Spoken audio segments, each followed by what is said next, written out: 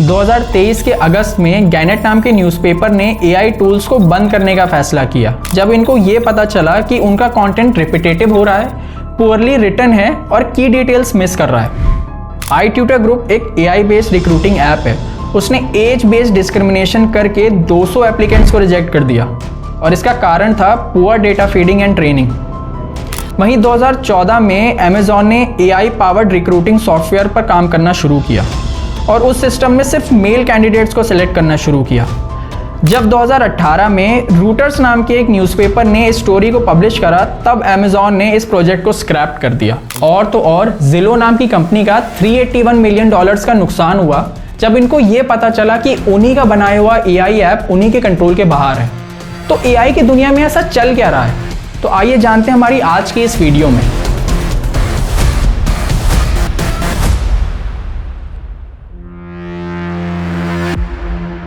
Guys, आपको iron man movie याद है? उसमें जार्विस था, टोनी स्टार का AI बेस्ड डिजिटल असिस्टेंट। उसको देख के लगता था अगर ये टेक्नोलॉजी हमारे पास आ जाएगी तो हमारी लाइफ कितनी आसान हो जाएगी। विद जस्ट वन कमांड वो पूरी लाइफ सॉर्ट कर देता था। हॉलीवुड की साइंस फिक्शन मूवीज में AI को हमेशा बहुत ही स्मार्ट और ह्यूमन से ज्यादा केपेबल दिखाया गया है। जार्विस की ही बात करें तो वो टोनी स्टार की पूरी लाइफ भी मैनेज करता था और उसके साथ ही साथ उससे भी कम्युनिकेट करता था। उसकी ऑफिस मीटिंग्स, शेड्यूल, यहाँ तक कि उसका डेली लाइफ रूटीन सब जार्विस के थ्रू होता था। It got to the point कि कोई भी नई टेक्नोलॉजी या development in the field of science Jarvis उसको रियल टाइम में एक्सेस कर लेता था। And this is just a glimpse of what AI is capable of doing. अब चाहे एलेक्सा हो या फिर चैट GPT या बार्ड जैसे हाईली एडवांस AI चैटबॉट्स, ये तो क्लियर है कि AI टेक्नोलॉजी जो हम मूवीज में देखते थे वो अब हमारी लाइफ का पार्ट बन गई है। एंड इनका डेवलपमेंट और एप्लीकेशन अब हम लोग अपनी डेली लाइफ में होते हुए देखेंगे। लेकिन आज हम बात करेंगे कि कैसे AI ह्यूमैनिटी के लिए टॉक्सिक होता जा रहा है। कब AI मूवीज से निकलकर हमारी लाइफ का पार्ट बन गया ये हमें भी पता नहीं चला। वॉइस कमांड जैसे एलेक्सा एंड सीरी, हमारी पूरी लाइफ उन पर डिपेंडेंट है। और ये चेंज हम लोगों ने तब नोटिस करा with the introduction of chat GPT, एक ऐसा AI बेस्ड सॉफ्टवेयर जो खुद ब खुद content research, planning and development कर लेता है। और ये तब है जब ना तो ये 2021 के बाद के डेटा को इंफॉर्मेशन गैदरिंग के लिए यूज़ कर सकता है और ना ही अदर वेबसाइट्स को एक्सेस कर सकता है। अब सोचिए, ऐसी टेक्नोलॉजी अगर पूरे इंटरनेट पे रियल टाइम डेटा को एक्सेस करने लगे तो चैट GPT कितना पावरफुल हो जाएगा। और आपको तो पता ही है कि आज के टाइम में इंफॉर्मेशन से पावरफुल कुछ भी नहीं है। और इसका नेगेटिव इम्पैक्ट हमें तब पता चला जब हम लोगों की डिपेंडेंसी ऐसे सॉफ्टवेयर पर बढ़ गई। इससे human thinking and human creativity तो खत्म है और इसके साथ ही साथ जो डेली टास्क को करने में हमारे माइंड्स की एक्सरसाइज होती थी वो तो बिल्कुल खत्म हो गई है। इसका सबसे ज़्यादा मिसयूज़ कौन कर रहा है? स्टूडेंट्स।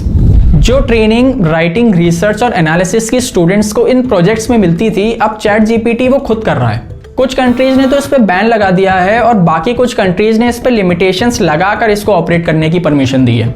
पब्लिक के बीच जो रीच इंस्टाग्राम, फेसबुक ने 3 से 4 सालों में अचीव करी थी, वही चैट GPT ने सिर्फ 5 दिन में अचीव कर ली। इसी की देखा देखी में कई सारी टेक इंडस्ट्रीज ने AI बेस्ड सॉफ्टवेयर इंट्रोड्यूस करने शुरू कर दिए, जैसे गूगल का बार्ड और माइक्रोसॉफ्ट का Bing, and the list goes on. Internet पे अक्सर डिबेट चलती है कि क्या AI एक्चुअली में ह्यूमंस के लिए बेनिफिशियल है, and the first thing that comes to our mind is क्या ये डेंजर्स बेनिफिट्स को सरपास तो नहीं कर रहे हैं। चाहे लोगो डिजाइन हो, म्यूजिक या वीडियो एडिटिंग, सब कुछ तो AI सॉफ्टवेयर हमको ये काम एफर्टलेसली 1-2 मिनट में करके दे सकते हैं। अब तो एक्सपेरिमेंट के लिए कंटेंट क्रिएटर्स पूरी YouTube वीडियो उसके ट्यूटोरियल अपलोड कर रहे हैं, जिसमें AI से ट्रेंडिंग टॉपिक का सिलेक्शन करके रिसर्च एंड स्क्रिप्ट राइटिंग के बाद में वीडियो रेडी कर रहे हैं और साथ में वॉइस ओवर भी AI से ही करवा रहे हैं। समझने वाली बात तो ये है कि AI टेक्नोलॉजी पे ह्यूमन डिपेंडेंसी बहुत बढ़ती जा रही है, जिसकी वजह से क्रिएटिविटी एंड क्रिटिकल थिंकिंग तो बहुत कम हो जाती है और इसके साथ ही साथ ह्यूमन इंट्यूशंस की वहाँ कोई जगह नहीं होती है। आज के टाइम में कोई भी आपकी वॉइस यूज़ करके 95% voice match through AI software बना सकता है। उसके बाद whatever you type, AI will speak in your manner and crime will be committed। उसके बाद आप प्रूव करते रहिए कि ये आप हैं कि नहीं हैं। About half of Indian adults have experienced or know someone who has experienced some kind of AI voice scams, which is almost double the global average।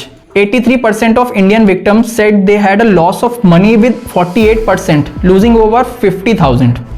हाल ही में हुए रश्मिका मंदाना की डीप फेक वीडियोस तो आपको पता ही होंगी, थैंकफुली वो एक बॉलीवुड एक्ट्रेस हैं, इसीलिए इस इशू को नेशनल लेवल पे हाईलाइट करा गया और इसके साथ ही साथ उसकी ओरिजिनल वीडियो भी सही टाइम पर सामने आ गई, वरना it will be just another MMS scandal of Bollywood actress. कुछ ही दिन पहले मोदी जी ने जब एक वीडियो में खुद को गरबा करते हुए देखा तो वो टेंशन में आ गए। बाद में उन्हें पता चला ये एक डीप फेक वीडियो है। फिर एक इवेंट के दौरान मोदी जी ने जनता से आग्रह करा कि AI सॉफ्टवेयर का मिसयूज़ ना किया जाए। AI सॉफ्टवेयर्स के डीप लर्निंग मॉडल जितने ही ज़्यादा कॉम्प्लिकेटेड हैं, ये उतने ही डिफ़िकल्ट हैं।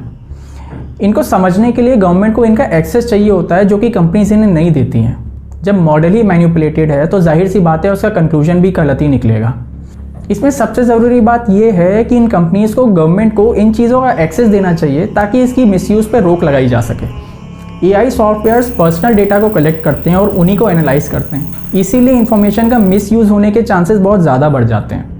इसीलिए प्रॉपर लॉज और रेगुलेशन की ज़रूरत है ताकि इस इश्यूज़ को टैकल करा जा सके। AI सॉफ्टवेयर के बाद से मार्केट में कई नए तरह के इश्यूज सामने आ रहे हैं, इसीलिए एक नया लीगल फ्रेमवर्क और रेगुलेशन की ज़रूरत है ताकि इन चीज़ों पर रोक लगाई जा सके। लास्ट ईयर AI के इश्यूज़ को टैकल करने के लिए यूनाइटेड किंगडम ने artificial intelligence security summit host किया और उसमें इस पे इंटरनेशनल कोऑपरेशन पे जोर दिया गया। यहाँ तक कि मिलियंस ऑफ डॉलर इस इशू को सेफली टैकल करने के लिए प्लेज किए गए। यूरोपियन कंट्रीज़ इस इशू को लेके काफ़ी ज़्यादा सीरियस है। AI जिस स्पीड से बढ़ रहा है उसको कंट्रोल करना इम्पॉसिबल है, इसीलिए नेशनल और इंटरनेशनल लॉज के थ्रू इन इश्यूज़ को रेगुलेट किया जा सकता है। भारत के नीति आयोग ने 2018 में national strategy for AI publish किया, जिसमें भारत ने ग्लोबल मैप में AI पावर हाउस बनने की अपनी स्ट्रेंथ एंड इंटेंशंस को जाहिर किया।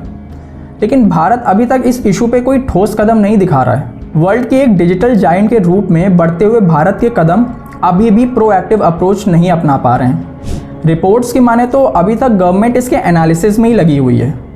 जहां यूरोपियन कंट्रीज़ इसके लिए लॉ ड्राफ्ट कर रही है और AI सबमिट हो चुका है, दूसरा लाइंड अप है। वहीं भारत के IT and telecom minister Ashwani Kumar ने पार्लियामेंट में बताया कि अभी AI की ग्रोथ को रेगुलेट करने या लॉज बनाने की कोई प्लानिंग नहीं है। अब हमें ये देखना है कि AI की कितनी टॉक्सिसिटी बढ़ने पर लोग इस इशू को सीरियसली लेना शुरू करेंगे। हमारी आज की वीडियो में केवल इतना ही। अगर आपको हमारा आज का वीडियो पसंद आया हो then please make sure to like, comment and subscribe and please turn on the notification bell. Thank you.